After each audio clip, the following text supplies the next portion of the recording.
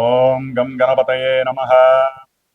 ఓం జ్ఞానానందమయం దేవం నిర్మలస్ఫటికాకృతిం ఆధారం సర్వవిద్యానాం శ్రీ హయగ్రీవముపాస్మహే.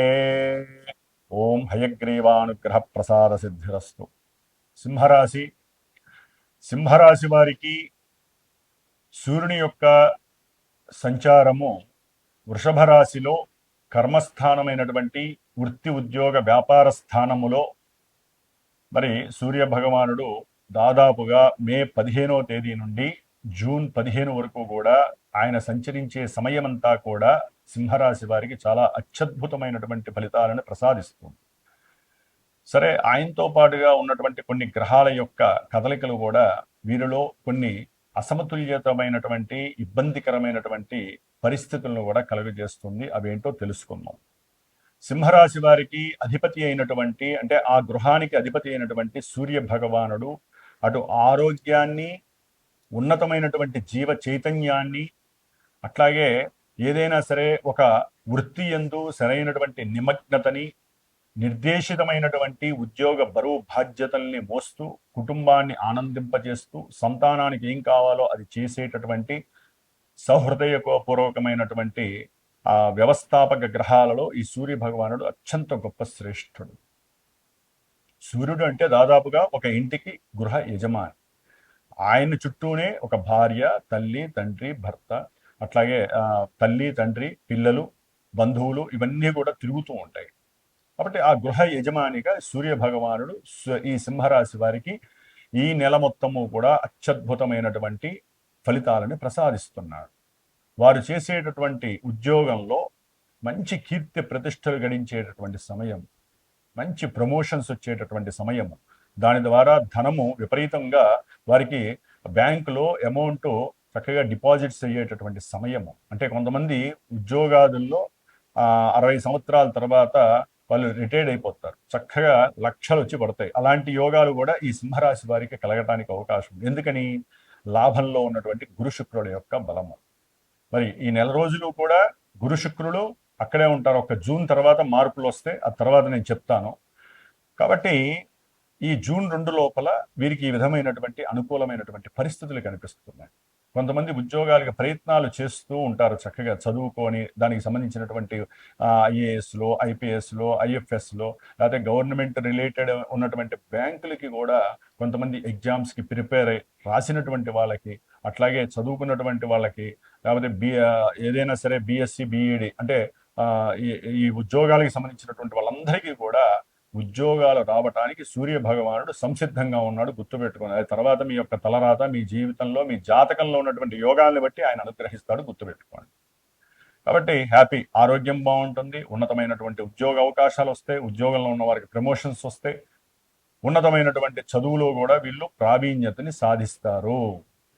మరి లాభంలో ఉన్నటువంటి గురువు, శుక్రుడు వీళ్ళిద్దరూ జూన్ 2 వరకు గురుడు ఉంటాడు అక్కడే లాభంలో, జూన్ 8 వరకు శుక్రుడు, ఇద్దరు కూడా కలిసి ఉండటం ఇంకా అత్యంత యోగప్రదమైనటువంటి విశేషమైనటువంటి భాగ్యము. ఏదైనా గృహాల పరంగా లేకపోతే వాహనాల పరంగా మార్పులు చేర్పులు జరగటము, ఒక గృహం మార్పు జరగటము, లేకపోతే పెద్దలకి సంబంధించినటువంటి ఆస్తులున్నా, పిల్లలకి సంబంధించిన ఆస్తులున్నా వాటి పరంగా కూడా చక్కగా అవి అమ్మేసి కొత్త కొత్త భాగ్యకరమైనటువంటి ఎన్నో యోగాలు, అంటే గృహ యోగాలను పొందేటటువంటి సందర్భము. గృహంలో పిల్లల పరంగా ఏ ఉపనయన కార్యక్రమాలు, పిల్లల పరంగా ఏదైనా వాళ్ళు వివాహం చేసుకోవాలనుకున్నా ఆ వివాహపరమైనటువంటి ఖర్చులు అధికంగా ఉండటము, గృహంలో ఎవరికైనా సంతానం కలిగి దాని పరంగా గృహపరమైనటువంటి ఖర్చులు, ఇవన్నీ కూడా ఆనందాన్ని కలుగు చేసేటటువంటి ఖర్చులు. కొంతమంది లేని వారికి దాన ధర్మాదులు చేయటం, లేకపోతే గుళ్ళు కట్టించేటప్పుడు వాళ్ళకి సంబంధించిన డొనేషన్లు ఇవ్వడం, ఇలాంటి వాటి వలన ధనము మరి వచ్చే జన్మలో వీరికి ఇవన్నీ ఆర్జితం అండి. దాచుకునేటటువంటి మహాపుణ్యప్రదమైనటువంటి విశేషాలన్నీ గురు శుక్రులు ఇస్తున్నారు ఈ మాసంలో. కాబట్టి ఎవరైనా సరే చేయాలనుకుంటే రూల్డ్గా చెయ్యండి. ఏదో మనకి ఇప్పుడు ఫోన్లలో ఆ పూజలు చేస్తాము, లేకపోతే ఇక్కడ గుడి కడుతున్నాము, లేకపోతే ఇక్కడ అనాథలు ఉన్నారని చెప్పి ఒక ఆర్టిఫిషియల్ ఇంటెలిజెన్స్ ద్వారా మనకి ఎన్నో వీడియోలు వస్తున్నాయి. అది చూడంగానే మీరు డైరెక్ట్గా ఫోన్పే ఉంది కదా అని నొక్కారనుకోండి, ఆ డబ్బులు అట్లాగే వెళ్ళిపోతే ఏఐకి వెళ్ళిపోతే మీకు పుణ్యం లేకపోగా వచ్చే జన్మలో వచ్చే పుణ్యం ఉండదు, పోయిన జన్మలో పుణ్యం ఉండదు, ఈ జన్మలో సంపాదించుకున్న ఈ ధన పుణ్యం కూడా వెళ్ళిపోతుంది. కాబట్టి మీరు అక్కడ రియల్గా వెళ్ళండి.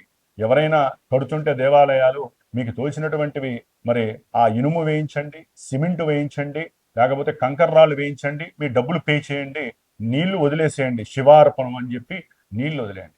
ఏ దానం చేసినా, ఏ ధర్మం చేసినా, మీరు ఏ హోమాలు చేయించినా డైరెక్ట్గా లేకపోతే ఫోన్ ద్వారా అయినా సరే మీరు చక్కగా శివార్పణం అంటూ వదిలేస్తేనే దాని యొక్క పుణ్య ఫలితం మీకు లభిస్తుంది. కాబట్టి చాలా జాగ్రత్తగా ఉండాలండి. దాన ధర్మాదులు చేసేటప్పుడు మన నోట్లోంచి వచ్చే మాట శివుడికి అర్పణం అంటే ఈ యొక్క భూమి మొత్తం ఆయన అనుగ్రహంతో తిరుగుతోంది. కాబట్టి మీరు ఆర్జించినటువంటి పుణ్యమంతా కూడా మీ కుటుంబంలో సంతానానికి రావాలన్నా, వచ్చే జన్మలో మీకు నిలబడాలన్నా అదంతా శివుడికి అర్పణం చేస్తే మాత్రమే మీకు లభిస్తుంది. డబ్బులు వస్తున్నాయి, డబ్బులు కొడుతున్నాం, వెళ్ళిపోతున్నాయి, ఉపయోగం ఏముంటుంది? అందరికీ చెప్పుకోవటం మళ్ళీ మేము అక్కడ పూజలు చేయించాం, లేకపోతే మేము ఇక్కడ గుడికి దానం చేసామండి, గుళ్ళో గోపురాలు ఇచ్చాము, లేకపోతే గుళ్ళో భగవంతుడి కిరీటాలు ఇచ్చాం, దానివల్ల ఏం ఉపయోగం? ఇష్టమైతే చేస్తున్నారు. మీ దగ్గర డబ్బులు ఎక్కువైన చేసేవాళ్ళు ఉంటారు, లేకపోతే కొంతమంది ఉంటారు 100 రూపాయలు సంపాదిస్తే 10 రూపాయలు భగవంతుడికి ఇవ్వాలి, లేకపోతే అనాథాశ్రమాలకు ఇవ్వాలని వాళ్ళు చెప్పుకోరండి. చెప్పుకుంటే పుణ్యము రాదు, ఉన్న పుణ్యము పోతుంది, అది గుర్తుపెట్టుకోవాలి. సింహరాశి వారు ఇప్పుడు వచ్చేటటువంటి ప్రతి అవకాశము మీకు పుణ్యాన్ని ఆర్జిస్తుంది, అది మీ పిల్లలకు ఉపయోగపడుతుంది. అట్లాగే మీ యొక్క కొంతమందికి వివాహ యోగ్యతకి సంబంధించినటువంటి శుభకరమైనటువంటి కాలంగా భావించండి. సింహరాశి వారికి చక్కగా మాటలు ముచ్చట్లు, అట్లాగే ప్రేమించుకున్న వాళ్ళు కూడా కుటుంబంలో బంధువుల్ని ఒప్పించటము, తల్లిని ఒప్పించటం, తల్లి ద్వారా తండ్రిని ఒప్పించటం, ఆయన ఒప్పుకున్న ఒప్పుకోకపోయినా ఆ విధంగా వివాహ ప్రక్రియలు కూడా కొంతమంది ప్రేమించుకున్నటువంటి వాళ్ళకి యోగ్యకరంగా కనిపిస్తున్నాయి. మరి ఇదే సింహరాశిలో కేతు ఉండటం, ఎదురుకుండా సప్తమంలో రాహు ఉండటం, దీని ద్వారా వీరికి వివాహానికి సంబంధించినటువంటి అవకాశాలు అలా వచ్చేస్తే పెళ్ళి అయిపోతుంది ఇంకో వారంలో అనుకున్నప్పుడు కొంతమందికి, లేకపోతే చాలా మందికి ఆ వివాహ వ్యవస్థలో ఈ రాహుకేతువులు ఆడే ఆటలో వారి జాతకంలో ఎక్కడైనా రాహుకేతువులు వేరే దుస్థానాల్లోనో లేకపోతే వేరే రకమైనటువంటి గ్రహాలకి లింక్ అయి ఉన్నారనుకోండి, ఆ వ్యవస్థని పాడు చేస్తారు. దీన్నే సర్పదోషము అంటాం మనం. రాహుకేతువులు ఉండేది సప్తదోషం. పెళ్ళైనటువంటి వాళ్ళు విడిపోవడానికి రాహుకేతువులు ముందుంటారండి, గుర్తుపెట్టుకోండి. మరి సింహరాశి వారికి వారు కొంత స్వయంకృతాపరాధంగా చేసుకుంటారు. అవతల వ్యక్తులు అంటే భార్యో భర్తో వీరి మధ్య సరైనటువంటి ఒడంబడిక ఉండదు, మాట తీరు సరిగ్గా ఉండదు, దానివల్ల నష్టపోతారు. కాబట్టి జాగ్రత్తగా ఉండండి. లేనిపోని ఎడబాట్లు అనేటటువంటివి, అట్లాగే వ్యాపారాలలో తీవ్రమైనటువంటి నష్టాలు కలగడానికి అష్టమ శని మిమ్మల్ని ఆల్రెడీ వరించింది, ఇప్పుడు యోగిస్తున్నట్టుగా భావించండి. అంటే దీంట్లో నెగిటివ్నెస్ని మాత్రమే తీసుకోండి. అష్టమ శని ఎన్నో మృత్యు తుల్యమైనటువంటి పరిస్థితులను కలుగజేస్తుంది. వ్యాపారాల ద్వారా, ఉద్యోగం ద్వారా. ఇందాక సూర్యుడు బాగున్నాడు కదంటే ఇప్పుడు ఆ సూర్యుడి మీద శని దృష్టి పడుతోంది. శని దృష్టి పడ్డప్పుడు ఏమవుతుంది? పూర్తిగా ఆ యొక్క ఉద్యోగాదుల్లో అవతల వ్యక్తులు మిమ్మల్ని అర్థం చేసుకోకుండా ఇబ్బంది పెట్టే పరిస్థితులు ఉంటారు. మీరు చేసేటటువంటి ఉద్యోగంలో కింద ఉన్నటువంటి వాళ్ళు ఎవరైతే ఉంటారో పనిచేసే వాళ్ళు మీ మీద దుర్మార్గపరమైనటువంటి చర్యలు తీసుకునే విధంగా మీ పై అధికారులకి ఆ చెవిలో చెప్పి ఈ చెవిలో చెప్పి ఉన్నవి లేనివి చెప్పి మీ మీద లేనిపోని ఇబ్బందుల్ని క్రియేట్ చేస్తారు. అది మీ యొక్క పొలిటీషియన్స్ కావచ్చు, లేకపోతే ఏ రంగంలో ఉన్న వాళ్ళ ఉద్యోగస్తులకైనా సరే, ముఖ్యంగా గవర్నమెంట్ పరమైనటువంటి ఉద్యోగస్తుల్లో కానీ, గవర్నమెంట్ రిలేటెడ్ పొలిటీషియన్స్కి కానివ్వండి, లేకపోతే ఉన్నత వ్యాపార స్థితిగతులు ఉన్నటువంటి వాళ్ళకి ఈ బాధలు జిహెచ్ఎంసీలో మాత్రం ఇవి ఎక్కువగా ఉంటాయి, జాగ్రత్త పడండి. అట్లాగే ఈ బుధుడు ఈ యొక్క సింహరాశి వారికి దాదాపుగా మే 29 వరకు కూడా కాస్త అనుకూలంగానే ఉంటాడు. అది ఆర్థికంగా ఇందాక చెప్పినట్టుగా. తర్వాత బుధుడు మే 30 నుంచి కూడా తన యొక్క స్వక్షేత్రమైనటువంటి మిథున రాశిలో లాభస్థితిలో ప్రయాణించటం అనేటటువంటిది, ఇక తిరుగులేనటువంటి డబ్బు వచ్చి పడుతూనే ఉంటుంది, ముఖ్యంగా వ్యాపారస్తులకి. ఇక రాలేదు అంటే జన్మజాతకంలో ఏదైనా లోపం ఉంటే తప్ప. అట్లాగే ఉద్యోగం లేనటువంటి వాళ్ళు కూడా బుద్ధితో, తెలివితేటలతో ఆలోచించి సొంత నిర్ణయాలు కొన్ని తీసుకొని గవర్నమెంట్ సహకారంతో చిన్న వ్యాపారమో పెద్ద వ్యాపారమో చేయటం, వారికి ఉన్నటువంటి వాక్ ధోరణితో, వాక్ చాతుర్యంతో చతురతలు చేసి పెద్ద పెద్ద వాళ్ళని కలిసి పారిశ్రామికవేత్తలను, లేకపోతే పెద్ద పెద్ద పోర్ట్ఫోలియోస్ ఉన్నటువంటి రాజకీయ నాయకులను, లేకపోతే ఆ సంస్థలకి సంబంధించిన వాళ్ళని ఎవరో ఒకరిని కలవటం, వీరి యొక్క జ్ఞానాన్ని ప్రదర్శించటం, తెలివితేటలతో మంచి వాక్కులతో వాళ్ళని ఇన్స్పైర్ చేయటం, దాని ద్వారా కొత్త చిన్న కుటీరం చేసేవచ్చు, లేదా పెద్ద వ్యాపారానికైనా పునాదులు వేసుకునేటటువంటి సమయంగా భావించండి. ఉద్యోగాదులు లేవు అని చెప్పి ఏదో ఎక్కడ వేసిన గొంగలి అక్కడే అన్నట్టుగా ఈ ఐపీఎల్ మ్యాచ్లు చూసుకుంటూ, లేకపోతే ఆ గుర్ర పందాలకి వెళ్ళి, లేకపోతే ఇంకెక్కడికో దూరంగా సరదాగా వెళ్దాం ఉద్యోగం వచ్చేంత వరకు నేను ఇట్లాగే తిరుగుతున్నా అని ఎవరి మనసులో వాళ్ళు అనుకుంటే తప్ప, ప్రతిరోజు మీకంటూ ఒక 10 గంటలో 5 గంటలో ఏ ఏ వృత్తి ధర్మంలోనైనా సరే, ఉద్యోగమే కాదండి, మీరు చేసే ప్రతి పని అది ఏ రకమైనటువంటి వాహనాల పరంగా మీరు వెళ్ళి ఒకరికి సేవ చేసేటటువంటి ఉద్యోగం కావచ్చు, లేకపోతే ఇంకే పని చేసినా సరే అదంతా ఉద్యోగమే. గుర్తుపెట్టుకోండి, ఉద్యోగం అంటే కూర్చొని ఏసీలో కూర్చొని కంప్యూటర్ ఆన్ చేస్తే దాన్ని ఉద్యోగం అనరండి.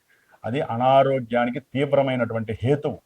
సాఫ్ట్వేర్ వాళ్ళు పడేటటువంటి అవయోగాలు నాకు ఎన్నో తెలుసు, వాళ్ళు చెప్తూ ఉంటారు కాబట్టి. కాబట్టి ఏ పని చేసినా మీకు అది ఉద్యోగమే.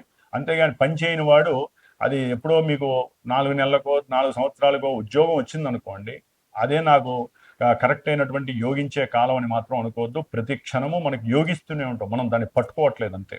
దానికి దైవానుష్ఠాన బలం ఉండాలి, అది మీరు పెంపొందించుకోండి. ఎందుకంటే సింహరాశి వారికి మే 11 నుంచి మే జూన్ వరకు కూడా కుజుడు నవమ భావంలో ఉండటం వలన వీరు కాస్త వాళ్ళకు ఉన్నటువంటి కోపావేశాలు తగ్గించుకొని తెలివితేటలతో ముందుకు కనుక వెళ్ళినట్లయితే చక్కటి ఈ పూర్వ పుణ్యార్జితం కష్టమైనా సరే రప్పించుకోవడానికి సుబ్రహ్మణ్య ఆరాధన మీకు పనిచేస్తుంది. ఉన్నతమైనటువంటి విద్యార్థులకి విద్య యందు దూర ప్రాంతాలకు వెళ్ళాలనుకునే వాళ్ళకి విదేశాల్లో లేకపోయినా ఈ యొక్క దేశంలో దూరంగా వెళ్ళి చదువుకునేటటువంటి యోగం, హాస్టల్స్లో ఉండి యోగం కలుగుతోంది.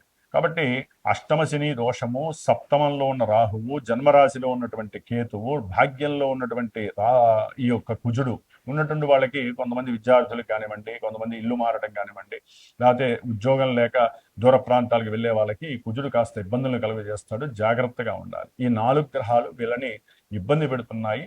జూన్ 2 తర్వాత 8 తర్వాత గురు శుక్రులు చక్కగా 12వ స్థానంలోకి వచ్చినప్పుడు కొంచెం వీళ్ళు లక్ష్మీనారాయణుల యొక్క స్తోత్రాన్ని చక్కగా చదువుకోండి, లేదా విష్ణుమూర్తి పురుష సూక్తంతో కానీ శ్రీ సూక్తంతో కానీ నిత్యము పరమేశ్వరుడికి రుద్రాభిషేకం చేయటం ద్వారా చాలా విశేషమైనటువంటి భోగ భాగ్యాదులు వీరికి కలిగే అవకాశం మెండుగా ఉంటుంది. సరే, మనకి ఇవన్నీ జరుగుతున్నాయి కదా, కొంతమంది లేదు గురువు గారు మాకు ఇవన్నీ ఏం జరగట్లేదు, కొంతమంది మాకు మీరు చెప్పినవన్నీ జరుగుతున్నాయని చెప్పేవాళ్ళు ఉంటారు.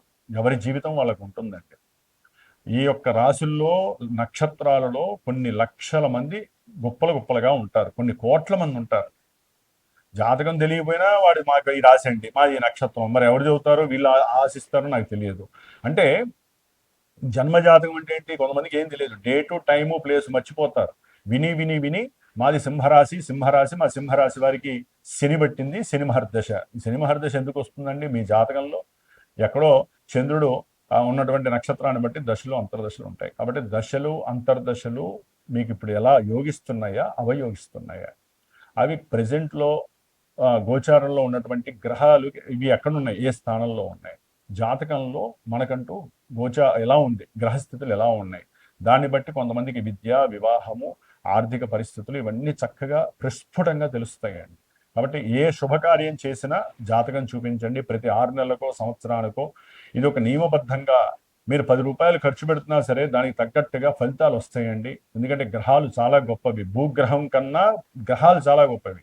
భూగ్రహం పైన మనం చేసే పూజల వలన ఆ గ్రహాల నుంచి వచ్చేటటువంటి నెగటివ్ వైబ్రేషన్స్ మన దాకా రాకుండా పంచభూతాలు తటస్థం చేసేస్తాయి. కాబట్టి అందరూ కూడా మన యొక్క సనాతన ధర్మాన్ని కాపాడుకోండి, నిత్యము దైవారాధన చేసుకోండి. మన గ్రహస్థితులు గనక బాలేకపోతే జ్యోతిష్యాన్ని సరైన గురువుని చక్కగా ప్రార్థన చేసి, గురువుని చక్కగా కలిసి ఫోన్ ద్వారానో రియల్గానో మీకు నచ్చినటువంటి గురువు ద్వారా మీ జన్మ జ్యోతిష్యాన్ని చక్కగా తెలియజేసుకొని లగ్నము, దశలేంటి, అంతర్దశలేంటి, అవి బాగున్నాయా బాగాలేదా, మరి నాకు ఈ విధంగా ఉద్యోగం లేదండి, నాకు పెళ్ళిళ్ళు అవుతున్నాయి కానీ సరిగ్గా లేదు, పెళ్ళి అవుతోంది కానీ సరిగ్గా లేవండి మీ ఇద్దరం, ఇలాంటివన్నీ తెలియజేసుకుంటే తెలుస్తాయి. వీటిల్లో కొంతమందికి సంతానం ఉండదు పాపం, 4 ఏళ్ళు ఎందుకు, ఎక్కడ ఆ మూలం లాక్కోండి, ఆ మూలానికి తగ్గ పూజలు చేయండి.